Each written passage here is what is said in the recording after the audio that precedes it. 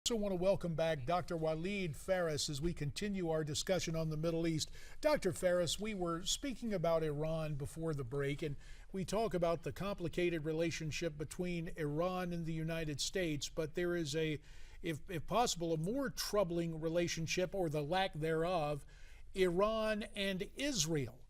Prime Minister Benjamin Netanyahu expected at the UN later this week. He says he wants to set the record straight on some of the things said last week. This very concerning situation between Israel and Iran. How do you assess it these days? We are apparently having some difficulty with the audio from Walid Phares. We will try to restore that now.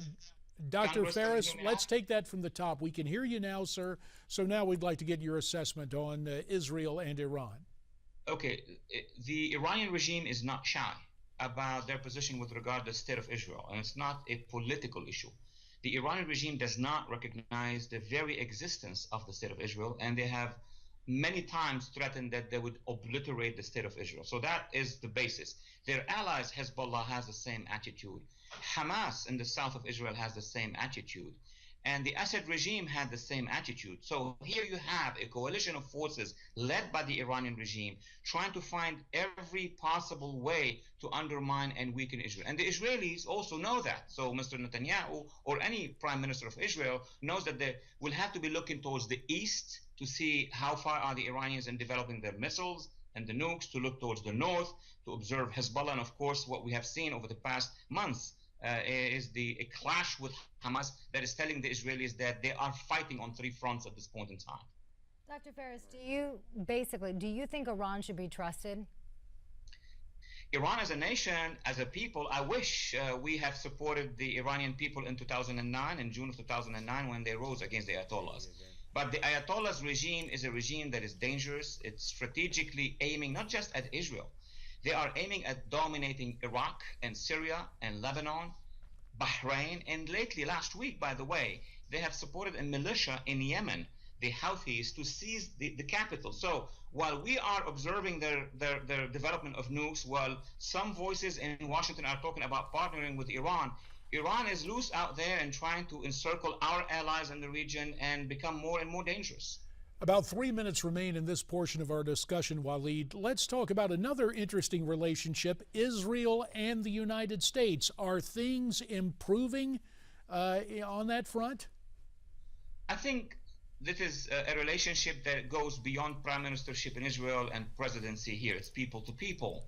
But of course, we know that there were tensions over the past few years. I think the equation now is stable. After the ceasefire in Gaza, things are stable. The military relationship between Israel and the United States is improving, has not really changed.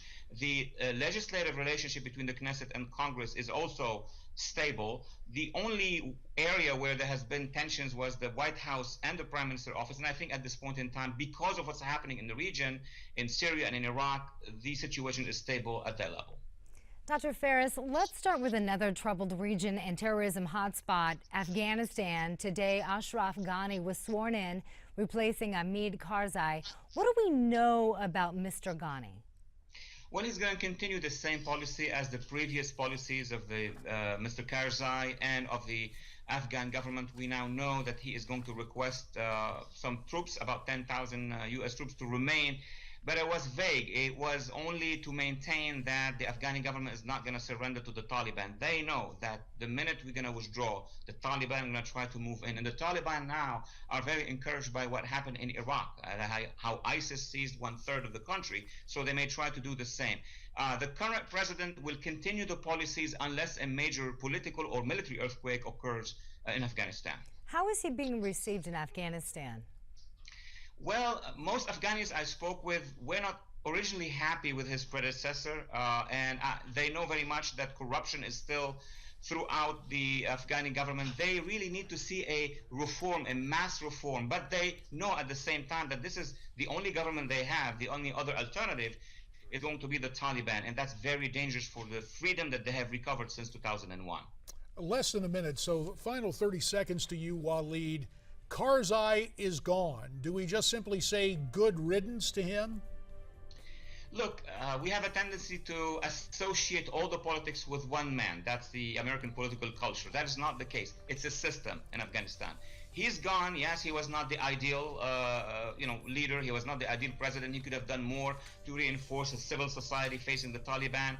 I am not sure that the system has changed in Afghanistan, and the test is going to be when we're going to reduce or remove our forces. How are they going to be facing off with the Taliban? That will be the test that we're going to see in 2015. And we will leave it right there. Dr. Walid Phares, as always, we thank you for your time and your input. Why don't you tweet us your comments at Newsmax TV, #America's Forum. We're going to step aside but return following this time out.